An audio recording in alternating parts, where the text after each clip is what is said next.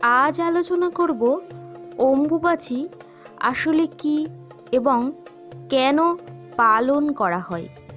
তন্ত্রশাস্ত্র মতে আষাঢ় মাসে মৃগশিরা নক্ষত্রের 3 পদ অতীত হলে চতুর্থ পদে আদ্রা নক্ষত্রের প্রথম পদের মধ্যে ধারিত্রী দেবী ঋতুমতী হয়ে থাকেন। এই সময়কে অম্বুবাচী বলে। অম্বুবাচীতে কামাখ্যা ধামে দেবী মন্দির 3 দিন বন্ধ থাকে। এই সময় দেবীর দর্শনাদি কিছুই হয় না।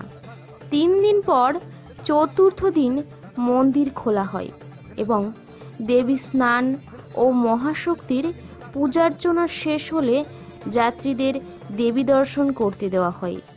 এই উপলক্ষে সারা ভারতের দূর দূরান্ত রাজ্য থেকে তীর্থযাত্রীর সমাগম হয়ে থাকে। অম্বুবাচী যোগের জগৎমাতা কামাখ্যা দেবীর রক্তবস্ত্র হিন্দু মাত্রেরই বিদিত আছে। উক্ত রক্তবস্ত্র দেহে ধারণ করলে অভীষ্ট ফল ও মোক্ষ লাভ হয়ে থাকে। তাছাড়াও কামাখ্যা দেবীর রক্তবস্ত্র ধারণ করে যে কোনো স্থানে জপ ও পুজো করলে পূর্ণ কাম ও মোক্ষ লাভ হয়।